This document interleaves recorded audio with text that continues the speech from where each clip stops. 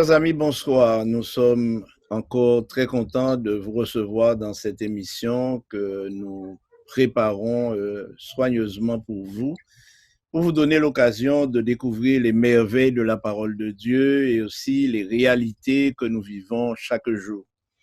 La semaine dernière, nous avons parlé de la bête à deux cornes qui a été clairement identifiée comme le protestantisme apostat, mais en relation avec le lieu où ce protestantisme se développe, c'est-à-dire les États-Unis. Nous avons vu dans la parole, en Apocalypse 13, verset 13, que cette bête opérait de grands prodiges, même jusqu'à faire descendre du feu du ciel sur la terre à la vue des hommes. Et au verset 14, le texte nous dit « Et elle séduisait les habitants de la terre par les prodiges qui lui étaient donnés d'opérer en présence de la bête, disant aux habitants de la terre de faire une image à la bête qui avait la blessure de l'épée et qui vivait. Et il lui fut donné d'animer l'image de la bête, afin que l'image de la bête parlât, et qu'elle fit que tous ceux qui n'adoreraient pas l'image de la bête fussent tués. Et elle fit que tous, petits et grands, riches et pauvres, libres et esclaves, reçussent une marque sur leur main droite ou sur leur front, et que personne ne put acheter ni vendre sans avoir la marque, le nom de la bête ou le nombre de son nom. Voilà donc ce que dit le texte. Une bête à deux cornes qui parle comme un dragon et qui a de grands pouvoirs. Et parmi ses pouvoirs, elle opère des prodiges. Nous étions entièrement d'accord que cette allusion s'applique à cet élément que nous avons identifié comme le faux Saint-Esprit dans la hiérarchie ou la Trinité satanique. Aujourd'hui, nous allons donc nous pencher sur ces détails et j'espère que tous, nous allons pouvoir y trouver notre compte. Et pour cela, nous accueillons le pasteur Franck Voltaire qui, la semaine dernière, n'était pas avec nous car il était occupé ailleurs. Nous accueillons aussi le pasteur Kra qui aussi était occupé. Nous sommes heureux d'accueillir le pasteur Pradel parmi nous et nous attendons bien sûr que le pasteur Oguma nous rejoigne au cours de l'émission. Alors, le texte semble être assez clair dans sa description, mais je crois qu'il faut qu'on prenne le temps de le décrypter. Alors, qu'est-ce que nous pourrions déjà dire au sujet de ces éléments que nous venons de découvrir en Apocalypse 13, 14, 15 et 16? Et je signale que ce soir, nous parlerons un peu plus de ce que pourrait être ou ce qu'est l'image de la bête.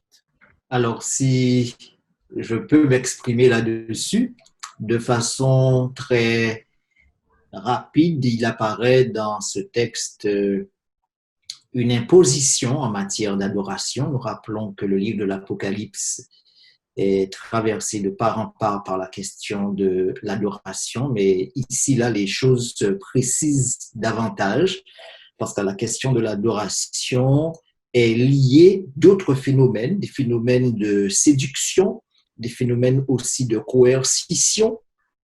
On parle aussi de pouvoir remis entre les mains d'institutions, pouvoir de vie et pouvoir de mort.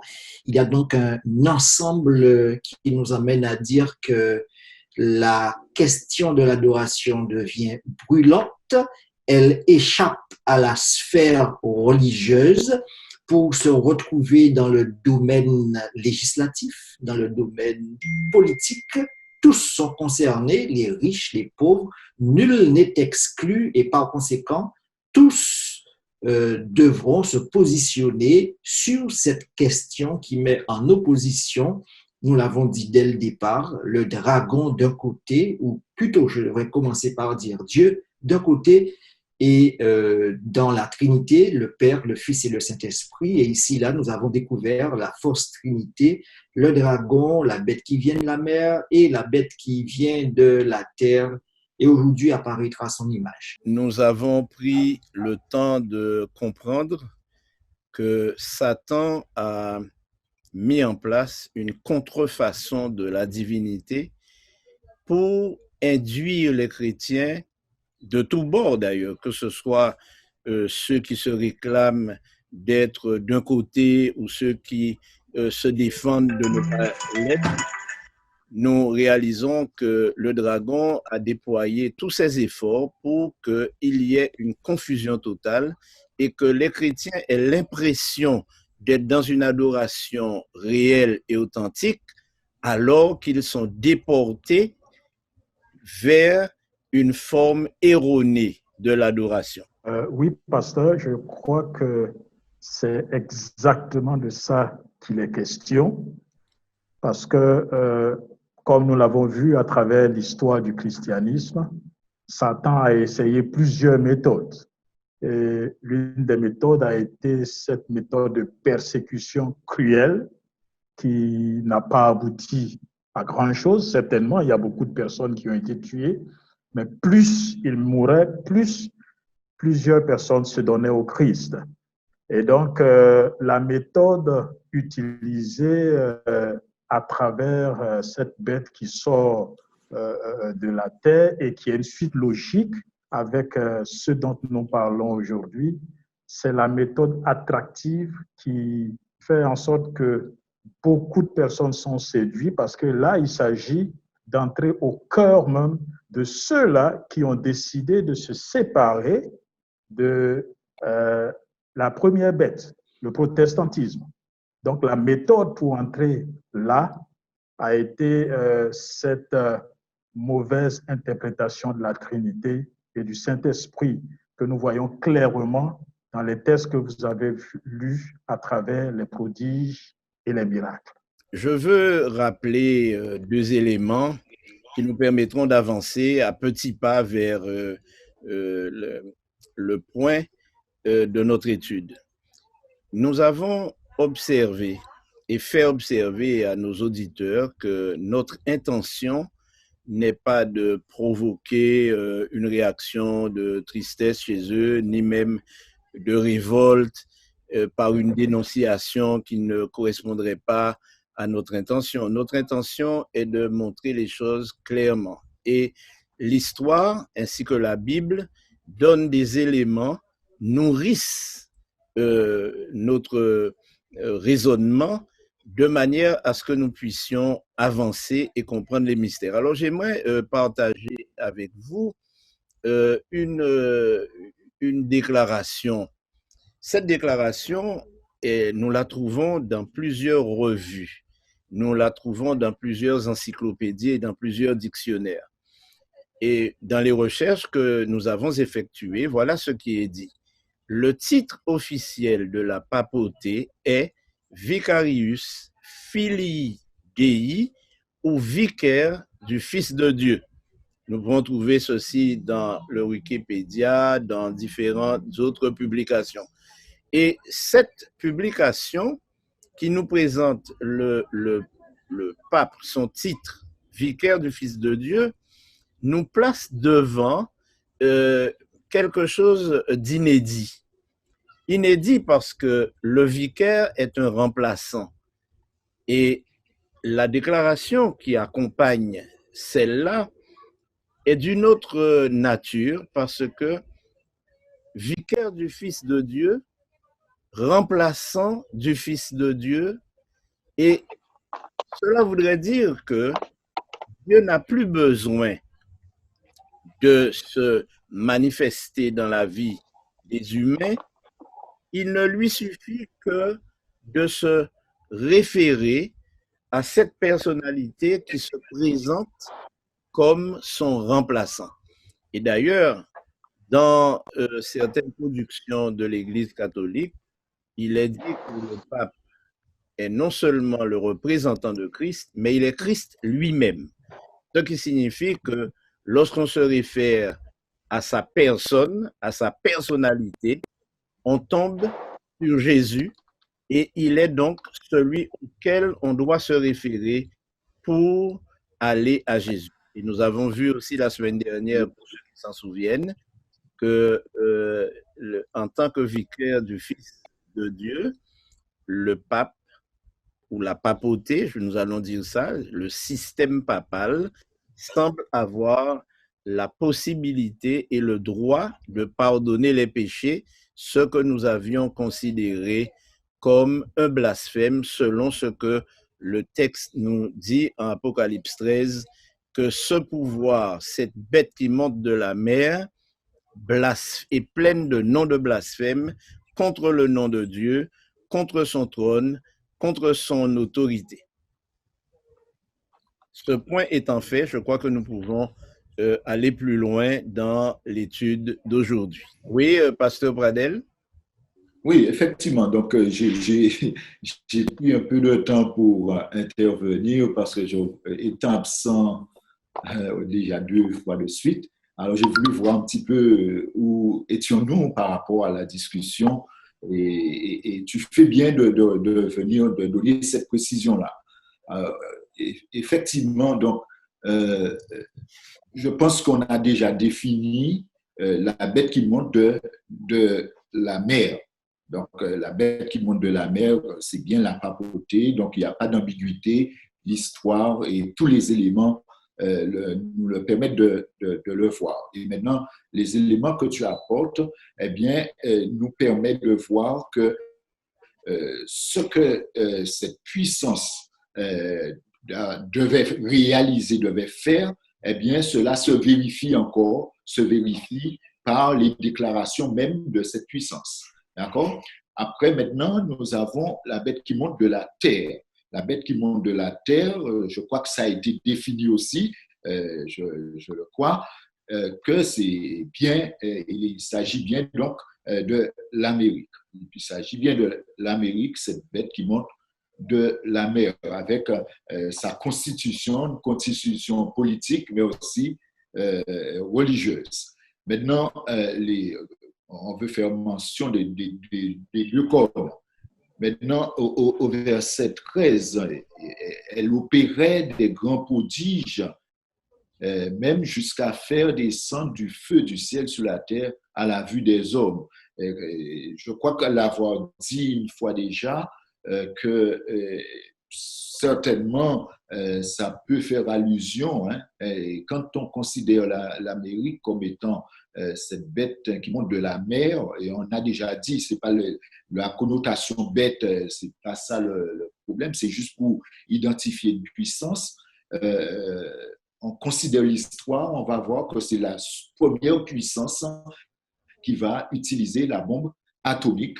Et en fait, on pourrait attribuer ça à du feu qui descend du ciel. Moi, je donne quelques éléments pour un petit peu faire le lien entre ces 2 bêtes de l'Apocalypse 13. Maintenant, elle séduisait les habitants de la terre par les prodiges qui lui étaient donnés d'opérer en sa présence. Alors maintenant, en présence de la première bête. Alors là, maintenant, on rentre effectivement, on voit bien que cette confusion dont on faisait mention, on peut le comprendre ici. Parce que cette bête était comme un agneau, mais qui parlait comme un dragon. Un agneau, mais qui parle comme un dragon. Donc, on voit une sorte de 2 faces de comportements, je dirais, opposés. Et quand on analyse effectivement cette puissance que nous nommons, eh bien, on voit qu'il y a cet élément-là. Tu posais la question par rapport au protestantisme apostate. c'est vrai qu'on l'a attribué, cette bête, au protestantisme apostate, mais je pense que c'est un tout et que certainement le protestantisme a quelque chose à voir dans l'application des lois et de la loi en particulier parce qu'il est question d'adoration. C'est vrai que je parle beaucoup, mais je vais m'arrêter. Donc, il est question d'adoration. Et certainement, le protestantisme apostate, eh bien, aura quelque chose à voir dans l'application de cette loi, de la loi du dimanche. Le côté religieux, je veux dire. Donc, tout cela pour un petit peu mettre un peu le contexte sur ce que nous sommes en train de lire dans Apocalypse 13. Il est clair qu'en se référant à tout ce qui vient d'être dit, nous allons parler de choses qui ont à voir avec les forces surnaturelles. Faire descendre du feu du ciel, faire des prodiges, c'est-à-dire des miracles. Cela nous place à la droite ligne d'une forme de religiosité qui prend pour nom le spiritisme. Le spiritisme. Alors, je ne sais pas si mes collègues qui sont autour de la table ont quelque chose à dire, mais concernant les prodiges, concernant le feu qui descend du ciel, nous avons vu qu'il y avait là une référence aux langues de feu qui ont presque inondé les disciples qui étaient dans la chambre haute, qui leur a permis de réaliser le miracle de la prédication, voir des milliers de personnes se convertir. Est-ce qu'il n'y aurait pas une relation entre l'action du Saint-Esprit, ces langues de feu, et en même temps les grands miracles, les grandes guérisons? Je me souviens d'une fois, et c'est une anecdote, j'ai visité un pasteur qui disait faire des miracles et il m'a posé une question. Il m'a dit, mais monsieur, il semble que vous doutez que je suis capable de faire des miracles. Je lui ai dit, je n'en doute pas, mais je m'interroge. Il m'a dit, vous interrogez? Est-ce que cela veut dire que Satan est capable de guérir une personne et de faire des miracles? Ma réponse m'a valu d'être mis à la porte de sa maison comme un incrédule qui venait de blasphémer. Alors, je vous pose la question. Est-il possible de guérir, de faire de grands miracles et de donner une espérance à certaines personnes alors qu'ils pourraient venir de Satan? Alors, cela est tout à fait possible. Nous rappelons que les moyens mis en œuvre consistent à séduire, consistent à faire passer ce qui est faux pour du vrai. Et cela me fait simplement penser à un récit biblique, celui de Moïse qui se présente devant le pharaon en Égypte et qui réalise des miracles en sa présence. Son bâton va se transformer en serpent et ceux qui sont au service de ce pharaon, on les appelait à l'époque les magiciens et autres, là, donc vont aussi imiter les miracles réalisés par Moïse. Je dis bien qu'on est dans un phénomène d'imitation, on est dans un phénomène qui consiste à mettre en avant l'illusion. Alors, nous ne doutons pas que le malin, le père du mensonge même, et qui gravitait autour de Dieu pendant de nombreuses années, avait aussi des pouvoirs. Ces pouvoirs ne lui ont pas été enlevés. Il est donc tout à fait possible que des miracles soient réalisés et que des individus se retrouvent emportés loin de la vérité. Maintenant, pour faire référence à la question des signes et le feu qui tombait du ciel, il y a aussi un texte biblique qui se trouve dans 1 Roi chapitre 18 et le verset 38 et qui met en lumière une expérience vécue par un grand prophète en Israël, Élie. D'accord? Et Élie fait venir le feu du ciel. Et le feu est comme un signe donné par Dieu qui vient approuver donné son approbation au ministère d'Élie, qui était entouré de faux prophètes, qui était entouré de soi-disant personnes qui adoraient Dieu, mais qui en réalité ne l'étaient pas. Et le feu, donc, va donner le la de Dieu, l'approbation de Dieu au ministère d'Élie. Donc, il est question ici de reprendre une méthode qui était utilisée par le passé et le malin donc va l'utiliser à son avantage, faire descendre le feu du ciel, en d'autres termes, faire qu'un signe qui démontre que l'approbation de Dieu repose sur son ministère et ainsi s'attirer l'adoration, s'attirer la gloire, s'attirer les louanges des humains. J'aimerais ajouter à cela le fait que c'est une réalité dans l'Apocalypse chapitre 16, il est bien dit que car ce sont les esprits de démons qui font des prodiges, qui vont vers les rois de toute la terre afin de les rassembler. Il s'agit ici de chercher à séduire. Parce que quel est l'objectif? L'objectif est de faire croire que les choses viennent de Dieu. Et remarquons que cela a réellement commencé quand le mouvement Azusa a commencé aux États-Unis au début du 19e siècle ou du 20e siècle, où les gens ont été emportés par un soi-disant Saint-Esprit qui est tombé sur eux dans les rues aux États-Unis. Et c'est à partir de là qu'est né ce mouvement de prodiges et de miracles.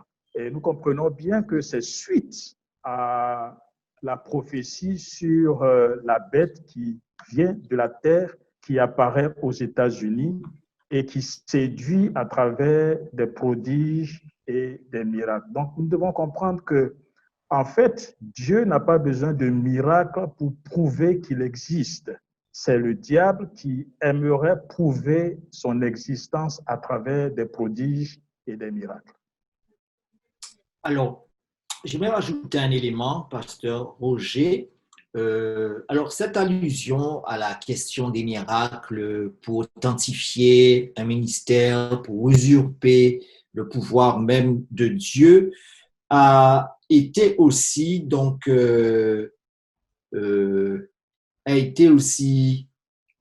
mentionné par l'apôtre Paul, d'ailleurs, qui prophétise là-dessus dans 2 Thessaloniciens chapitre 2, les versets 8 jusqu'à 10, mais je m'arrêterai au verset 7, lorsqu'il parle de l'apparition de l'impie dans le cadre du ministère de l'iniquité qui sortira son grand jeu à la fin des temps. Il est dit que l'apparition de cet impie se fera par la puissance de Satan, avec toutes sortes de miracles, de signes et de prodiges mensongers, et avec toutes les séductions de l'iniquité pour ceux qui périssent parce qu'ils n'ont pas reçu l'amour de la vérité pour être sauvés. Alors, ce texte est très important et fait apparaître ici des éléments qui nous sont nécessaires pour une bonne compréhension de ce qui se passe dans Apocalypse chapitre 13. Il faut savoir donc que Satan va se servir de miracles, de signes et de prodiges mensongers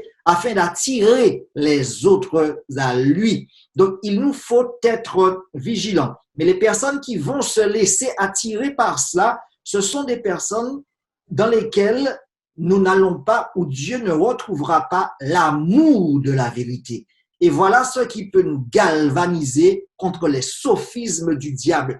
Si nous ne prenons pas le temps de nous enraciner dans la vérité et même d'avoir cet amour de la vérité, nous ne serons pas, les humains ne seront pas en capacité de se défendre face à ces prodiges qui vont venir et qui seront si puissants, si réels, si époustouflants que ceux qui n'y comprennent rien, eh bien, n'y verront que du feu et donc adresseront leur adoration à ce faux Dieu. Alors, le texte qui précède tout ce que nous avons dit et qui va nous placer dans le contexte de la question qui est débattue ce soir, c'est Apocalypse 13, verset 12, où il est dit « elle exerçait, parlant de la deuxième bête qui monte de la terre, elle exerçait toute l'autorité de la première bête en sa présence et elle faisait que la terre et ses habitants adoraient la première bête dont la blessure mortelle avait été guérie.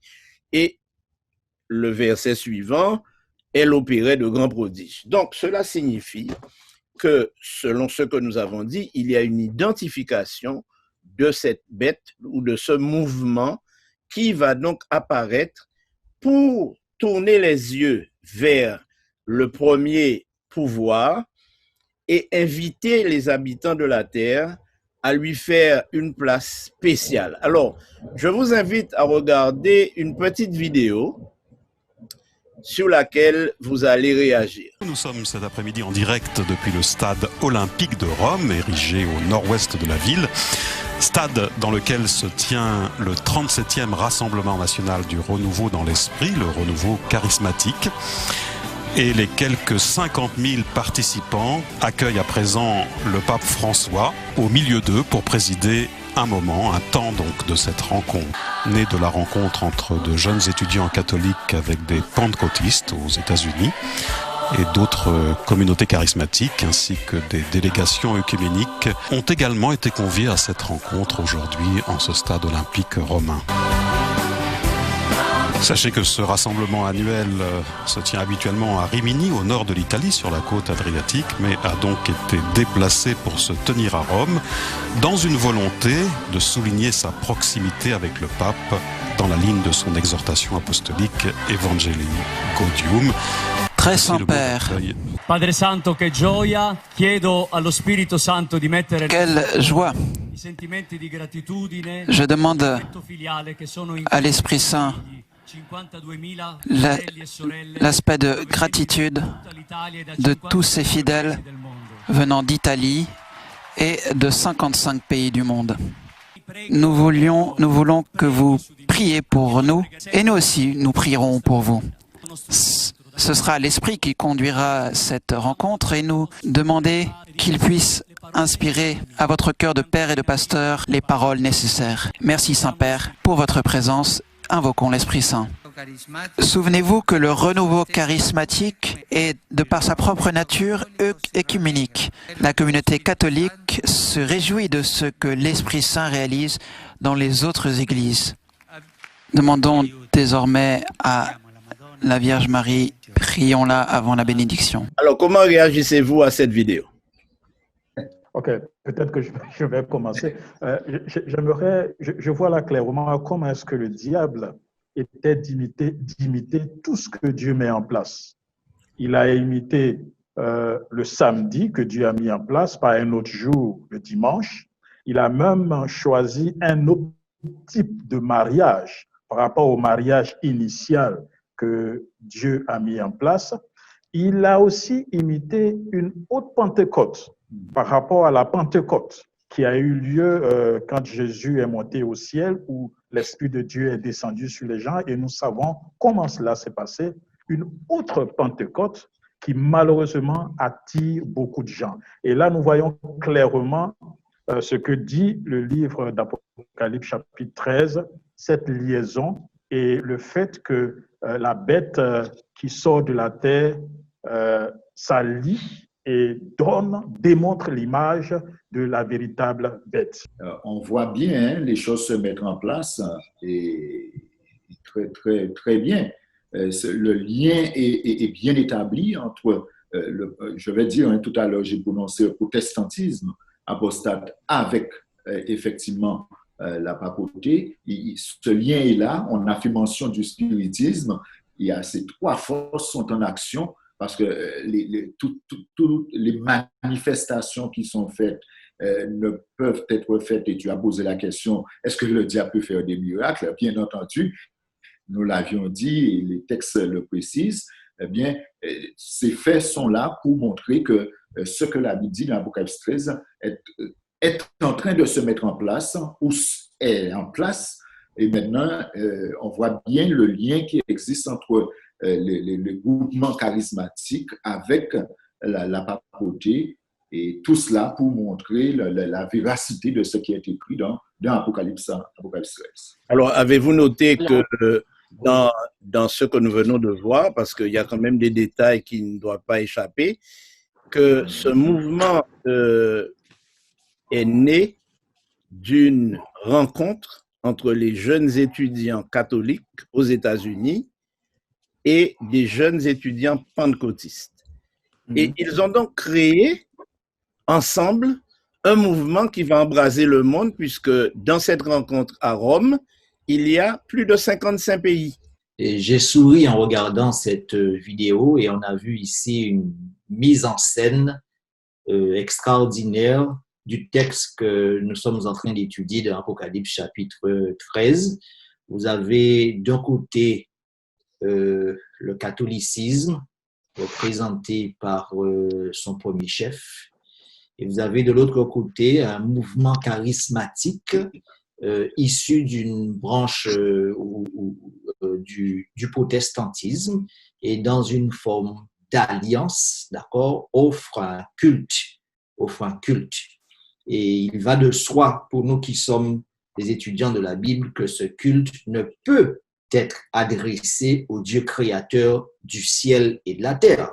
Parce que nous avons établi dès le départ que le mode d'adoration que reçoit le Créateur est très clairement stipulé dans Apocalypse chapitre 14 et le message du premier ange en l'occurrence. Maintenant, un autre élément qui m'a fait sourire dans ce document, c'est que il y a une négation totale faite ici à la réforme protestante. Les évangéliques sont invités à adresser un culte, à adresser une prière à Marie.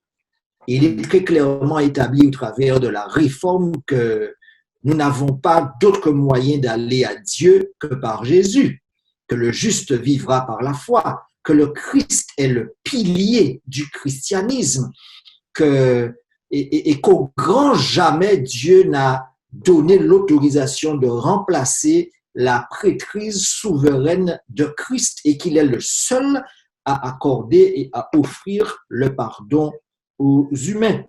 Maintenant, je vais terminer en disant ceci. Le texte dans Apocalypse chapitre 13, verset 12, disait qu'elle exerçait, alors la deuxième bête, celle qui vient donc de la terre, elle exerçait toute l'autorité de la première bête en sa présence. Donc, il y a une collaboration qui se fait entre la première et la deuxième bête, et elle faisait que la terre et ses habitants, on a donc vu cette collaboration ici dans cette présentation, et elle faisait que la terre et ses habitants adoraient la première bête.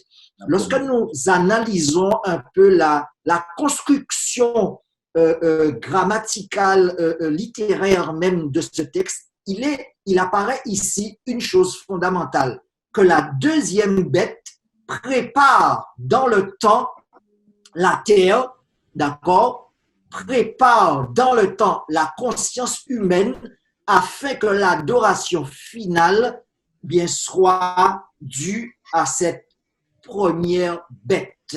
Et ce n'est pas anodin que le protestantisme a adopté le dimanche comme jour de repos et qui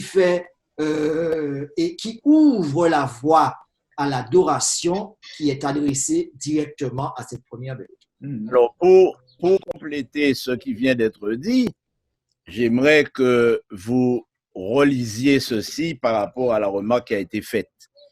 Dans le National catholique de juillet 1895, il est dit « Nous tenons sur terre la place du Dieu Tout-Puissant » et le pape Léon XIII dit « Le pape n'est pas seulement le représentant de Jésus-Christ, mais il est Jésus lui-même caché sous le voile de chair. » Alors, pasteur Voltaire, tu disais tout à l'heure que ça t'a fait rire, mais bon, je suppose que ce n'est pas si drôle que ça, puisque, en fait, ce jeune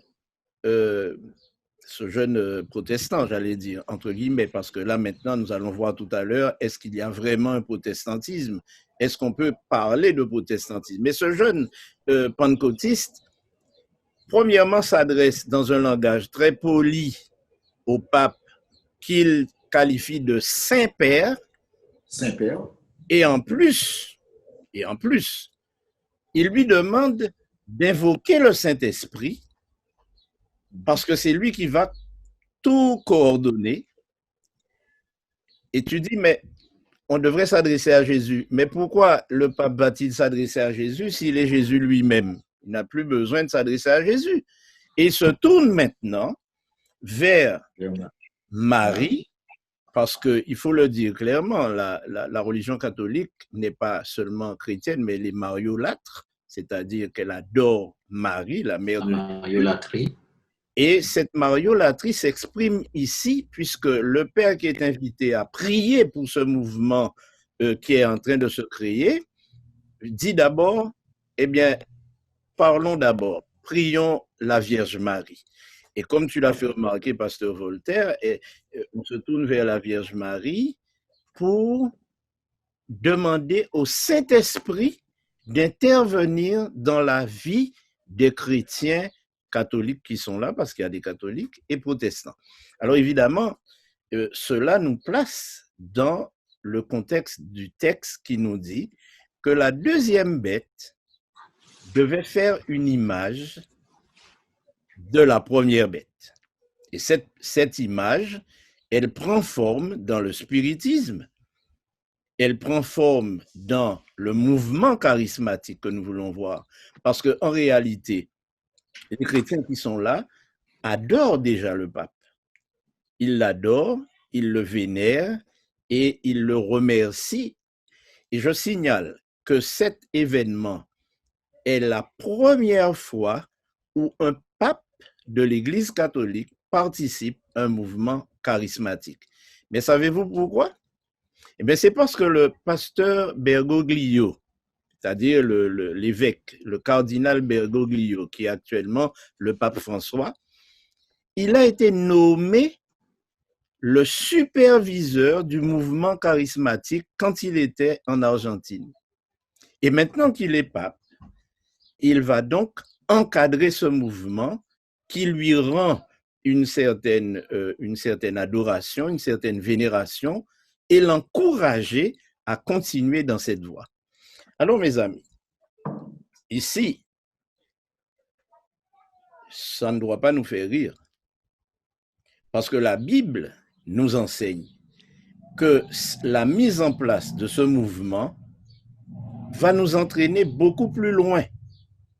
La question que je me suis posée, mais comment tout cela se mettra-t-il en place?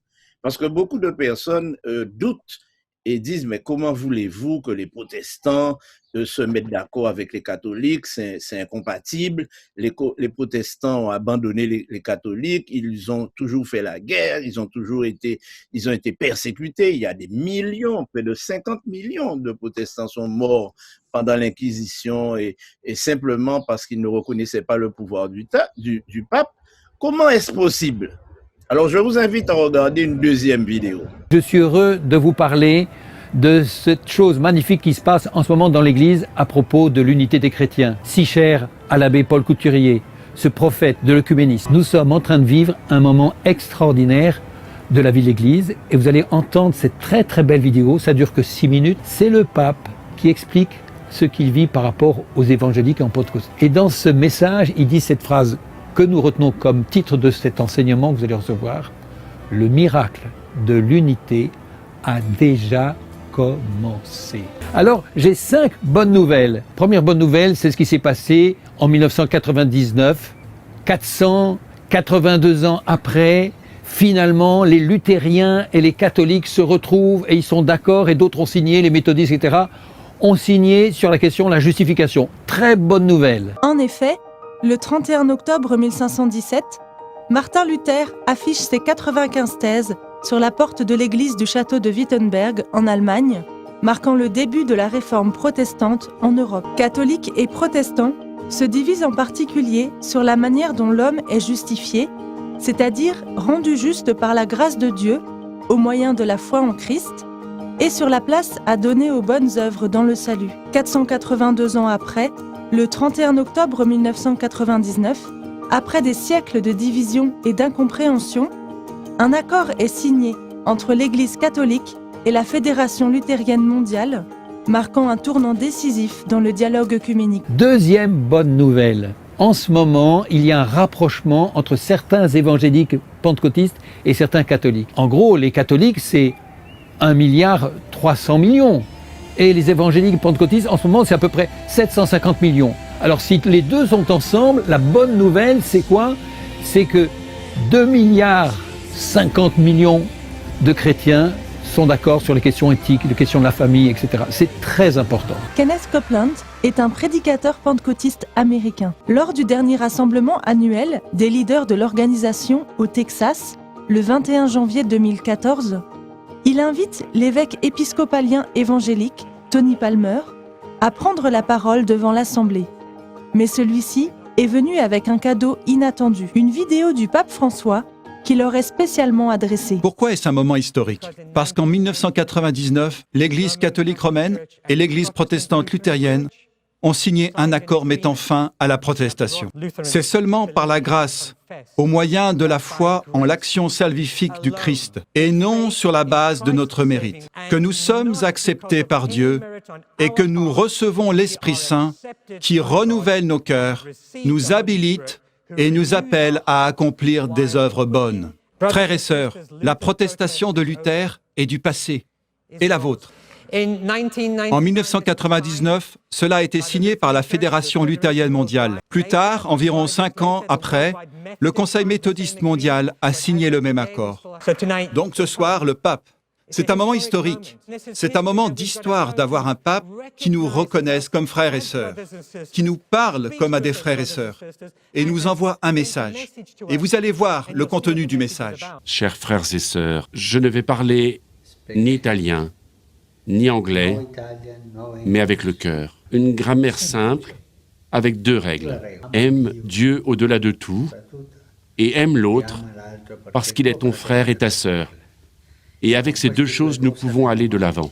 Nos péchés. J'ai la nostalgie que cette séparation s'achève et puisse nous donner la communion. J'ai la nostalgie de cette embrassade dont parle l'Écriture sainte. Moi, je vous parle comme un frère. Je vous remercie beaucoup de me laisser parler la langue du cœur. Et je vous demande une faveur, de prier pour moi, parce que j'ai besoin de vos prières. Moi, je prie pour vous, et je le ferai, mais j'ai besoin de vos prières.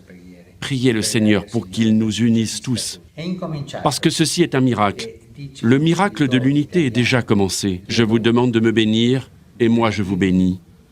De frère à frère, je vous embrasse. Merci. Merci, Père. Merci, Père. Cher monsieur, merci du fond du cœur. Tous ces leaders représentent littéralement des dizaines de milliers de personnes qui vous aiment, qui croient en Dieu avec vous. Et en réponse à votre demande, nous venons de prier pour vous et avec vous. Et nous l'avons fait dans l'Esprit. Merci, monsieur. Nous vous bénissons. Nous recevons votre bénédiction.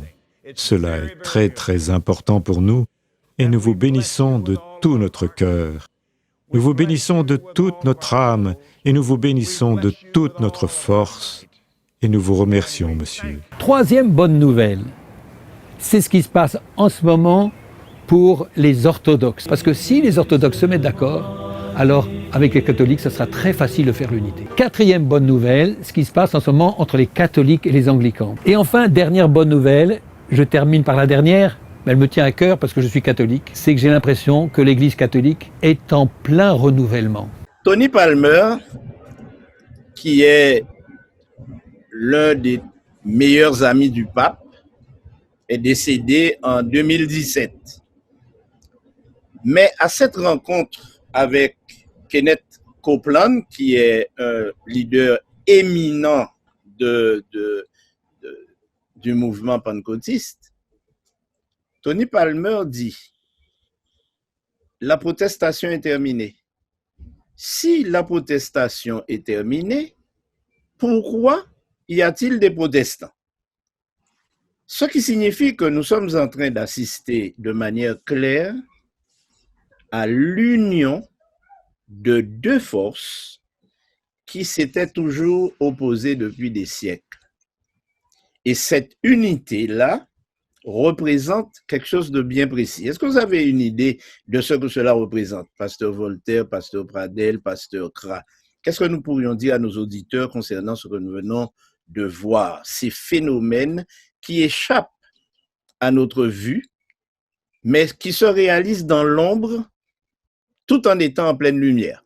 Alors, on assiste ici, à mon sens, à la montée de l'œcuménisme, hein, ce mouvement qui va embrasser différentes visions spirituelles, différentes croyances pour une forme d'unité que personnellement que je qualifierais de factice.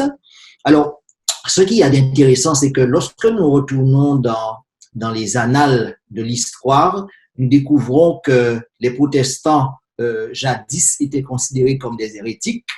Ensuite, après, le vocabulaire a évolué. On parlera d'eux dans des termes suivants, les frères séparés. D'accord? Ça, c'est il y a quelque temps de cela. Et puis aujourd'hui, lorsque je regarde votre vidéo, ils sont présentés comme des frères. Et ce qui a d'intéressant, c'est qu'on entre là maintenant dans une alliance et le mot unité apparaît plusieurs fois dans le discours. Et c'est assez intéressant parce que l'unité est le souhait même du Fils de Dieu Jésus lorsqu'il était sur terre. Lorsque nous sommes dans Jean chapitre 17, il a prié pour cela. Il a plaidé auprès de son Père pour cela. Donc, on voit ici une réalisation de la prophétie, de la volonté, du désir du Fils même de Dieu. Et c'est là où il nous faut être vigilants. C'est un langage, ce sont des armes spirituelles qui sont utilisées afin de séduire et d'emmener les êtres humains loin de l'adoration véritable. Et là, j'invite nos auditeurs à la vigilance et à la prudence. En fait, c'est ce qui arrive quand le protestantisme n'atteint pas l'objectif fixé. Ce protestantisme qui a commencé avec Martin Luther et qui s'est développé jusqu'à notre ère n'a malheureusement pas atteint le véritable objectif qui était la clé de l'adoration basée sur la loi du dimanche, basée sur le dimanche. Alors, qu'est-ce qui se passe? Il y a toujours eu ce lien qui mettait en relation toutes ces confessions protestantes avec la religion mère. Il s'agit de l'adoration du dimanche. Et donc, il n'y a qu'un pas pour retourner en arrière. Et c'est ce que nous sommes en train de voir. Aujourd'hui, ce retour en arrière est réel. Et il est important, très important que nous comprenions qu'il s'agit ici d'adoration et que la clé de l'adoration repose sur l'adoration du véritable Dieu d'abord le jour du sabbat, avec certaines autres doctrines qui mettent en place la réalité de ce que nous nous sommes séparés de l'Église. Mais tant qu'il y aura cette union, il y aura toujours cette relation avec l'Église. Mais c'est ce que nous sommes en train de voir maintenant. Est-ce que vous réalisez, par exemple, que le terme unité qui est mis en avant ne va pas dans les deux sens? Oui, exactement. Observez bien, le terme unité invite ceux qui se sont séparés à revenir à la maison.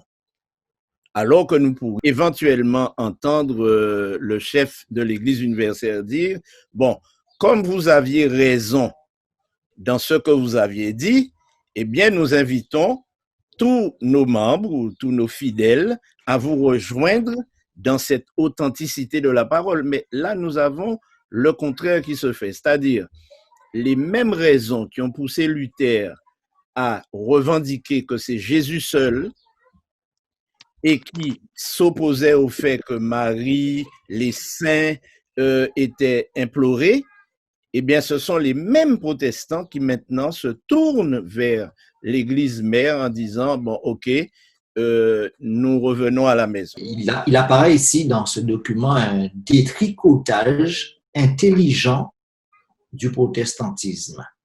Et d'ailleurs, il serait peut-être bien que lors de nos prochaines émissions, que nous abordions ces croyances qui ont été détricotées par le catholicisme et comment le catholicisme a réussi aussi à son tour à intégrer au sein du protestantisme des dogmes qui sont tout à fait contraires à la parole de Dieu.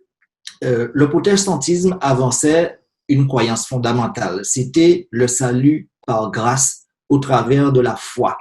Aujourd'hui, le catholicisme a fait quoi? Le catholicisme associe à la fois les œuvres et la grâce au salut. Donc, quand on constate bien, le catholicisme ne change jamais ses fondements, mais trouve le moyen de séduire ceux qui sont autour, les interpelle et les invite à la grande messe d'adoration sans que ceux-ci ne se rendent compte, eh bien, qu'ils abandonnent ce pour lequel ils ont payé si cher de leur vie, de leur sang, d'accord, pour retenir cette vérité pure, véritable, qui nous avait été léguée par les disciples et les apôtres au 1er siècle après Jésus. Oui, donc en fait, je voulais insister sur un point. Effectivement, on voit bien que Luther a trouvé quelque chose d'extraordinaire, le salut par la grâce. Maintenant, suite à Luther, eh bien, la chose a stagné, le protestantisme a fait du surplace et petit à petit, eh bien, le syncrétisme s'est retrouvé à nouveau et voilà, donc aujourd'hui, ce qui paraît tout à fait naturel que le protestantisme ou plutôt la suite de Luther, en tout cas, les luthériens et les autres, eh bien, font allégeance au pape. Donc, nous avons mentionné tout à l'heure que le pape se fait passer effectivement pour le remplaçant de Christ. Donc, Jésus a prié pour l'unité. Donc, l'unité autour de qui? Autour de Christ. Mais comme il est le remplaçant, l'unité doit se faire autour de lui, autour, effectivement, du représentant de l'Église mère. Et c'est pour cela qu'on voit bien qu'il y a un retour à la maison qui se fait malheureusement, je le dis, et qui confirme bien ce que Apocalypse 13 nous mentionne ici. Donc, alors, j'ai mentionné plusieurs fois le protestantisme apostate. Alors, c'était pour revenir surtout sur ce terme apostate que je voulais intervenir. Et on voit que le protestantisme, tel que les luthériens et tous les autres groupes protestants, ont protesté. Cependant, ils ont protesté contre certains points et d'autres points, ils ont gardé d'autres changements qui ont été apportés par l'Église mère. Et ce qui fait que se retrouvent aujourd'hui un petit peu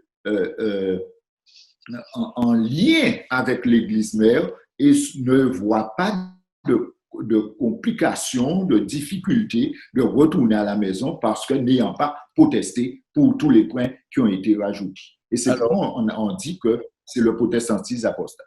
Alors, dans votre vocabulaire, j'ai noté plusieurs expressions, église mère, la maison commune que vous trouvez dans Laudato Si, où le pape invite à gérer la maison commune, qui est l'environnement, qui est tout ça. Mais notez ceci avant que nous ne terminions, parce que nous n'allons pas prendre plus de temps.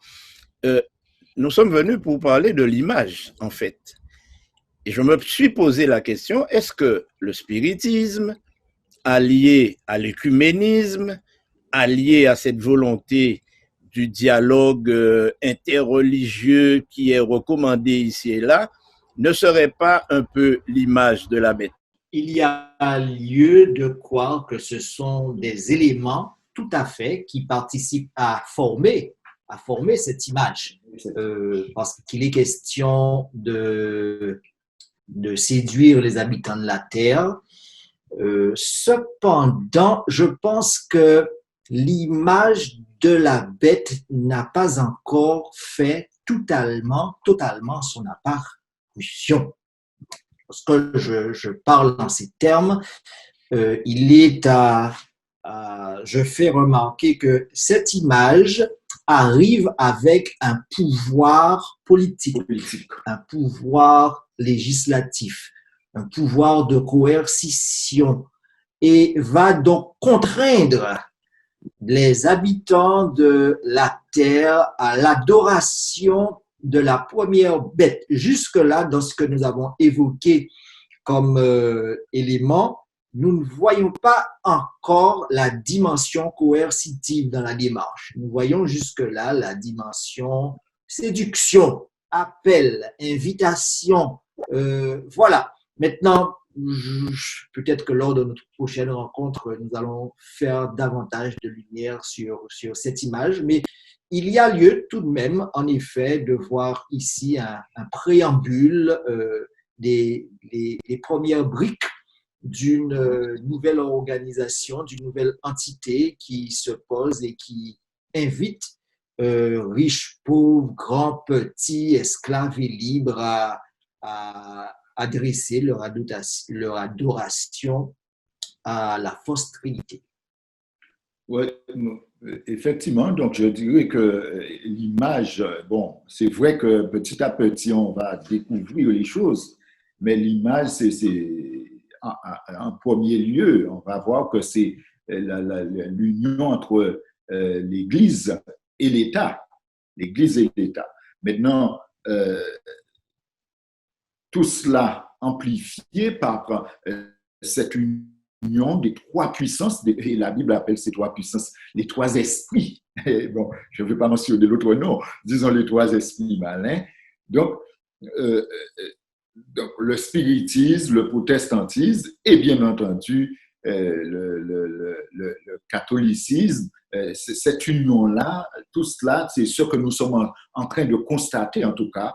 Nous sommes en train de voir la mise en place, comme disait Pasteur Voltaire, qui est progressive, hein, une mise en place, un appel et petit à petit à cette mise en place. Je pense que l'image, c'est bien le lien, l'alliance qui sera faite, qui est faite entre ces différentes puissances qui vont permettre après bien, l'établissement ou la mise en place de la loi du dimanche. Alors, puisque nous parlons d'un scénario, j'aimerais que vous puissiez vous rendre compte de la nature même de ce scénario lorsque nous voyons les Juifs eux-mêmes impliqués dans ce scénario, où le pape va vers les Juifs pour bien montrer son intention de ne laisser derrière aucun groupe.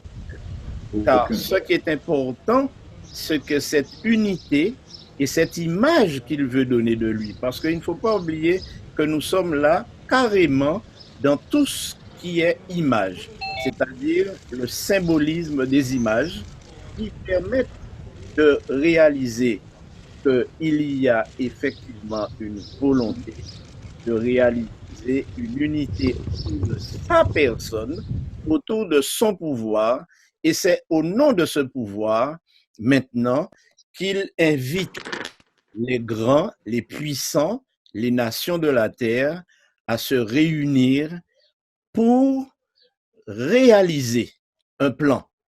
Pour réaliser un plan qui a été d'ailleurs dénoncé. J'aimerais que vous lisiez cette déclaration, une déclaration qui a été faite depuis un certain temps. La substitution du sabbat est le signe qui est la marque de l'autorité de l'Église romaine. Ceux qui, tout en faisant quoi? En connaissant les impératifs du 4e commandement, préfèrent observer le faux sabbat au lieu du vrai, rendent ainsi hommage au pouvoir qu'il a institué. La marque de la bête est le sabbat papal que le monde à accepter à la place du jour de Dieu. Voilà une déclaration qu'il n'est pas mal de commenter.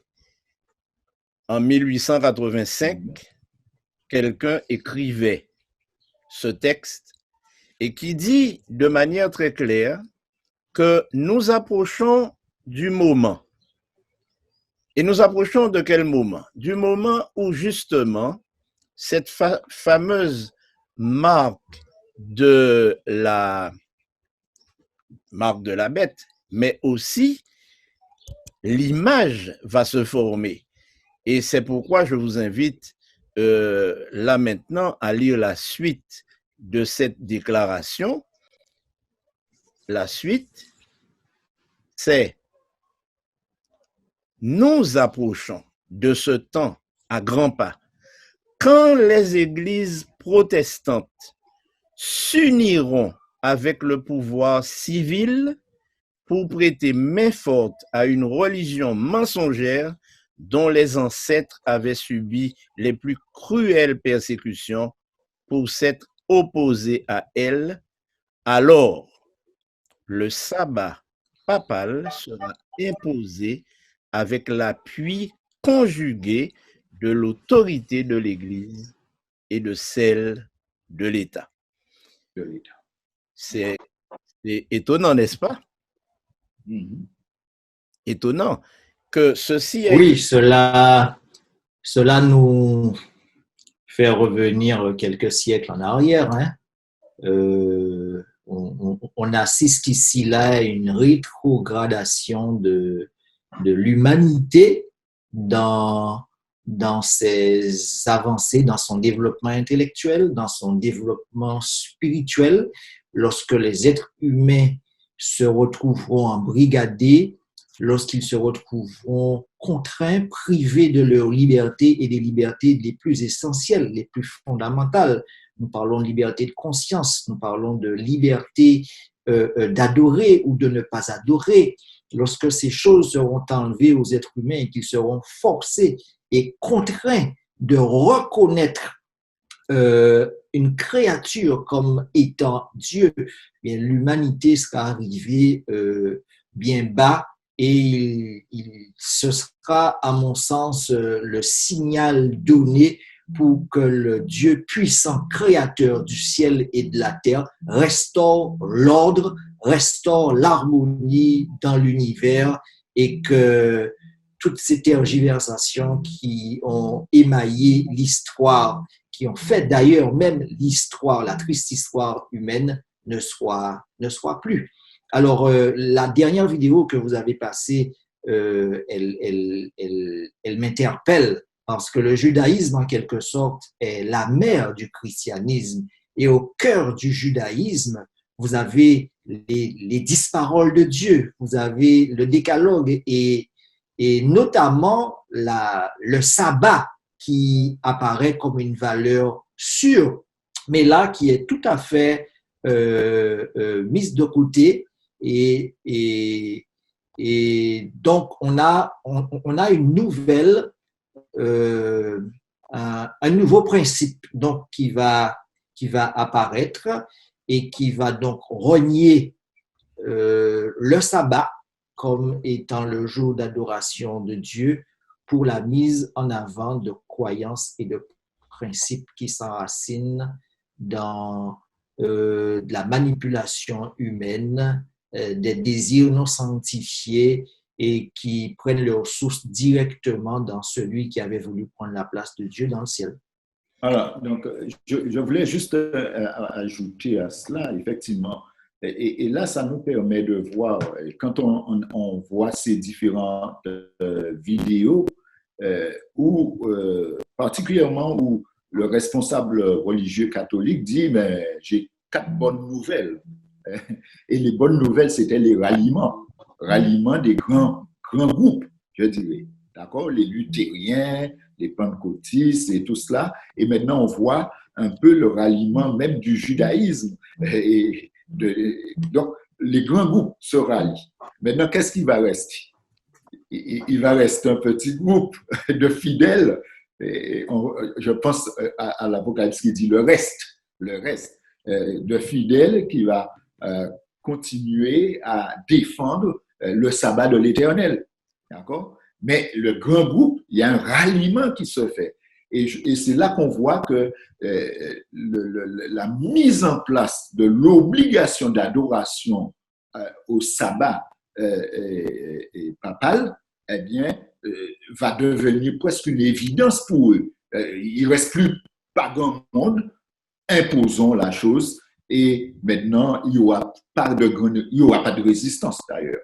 Il n'y aura pas de résistance, sinon la foi de ceux-là même qui vont, et je pense que vous et moi, nous serons de ceux-là. Alors, il semble que nous avons un participant qui a levé la main. Oui, c'est Georges Temboto de l'église de Lyon. Oui. Donc, je m'intéresse beaucoup à vos échanges. Je suis très, très content de telles occasions.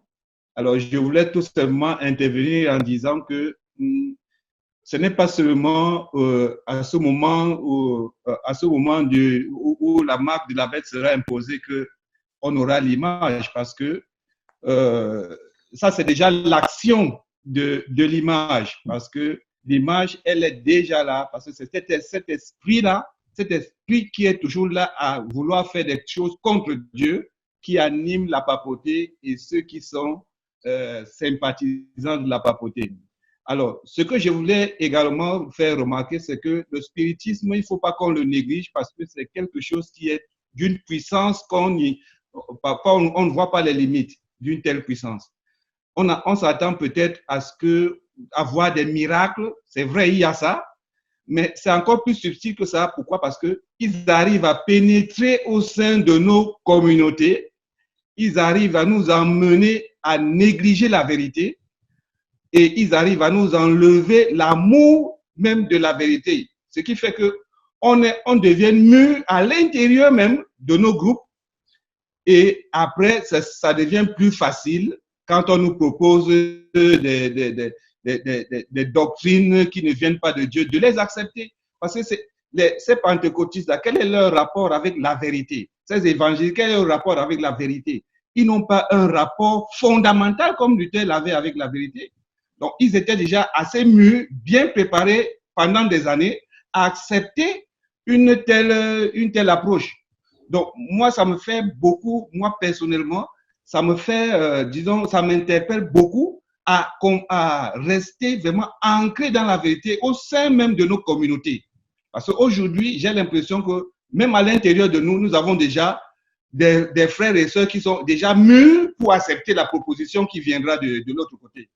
Donc, pour moi, je trouve qu'il faut qu'on insiste beaucoup sur ce qu'on appelle la séduction. La séduction, elle est très subtile et elle est plus approfondie que ce que nous voyons tout simplement par des miracles et tout. À enlever l'amour de la vérité, ce problème.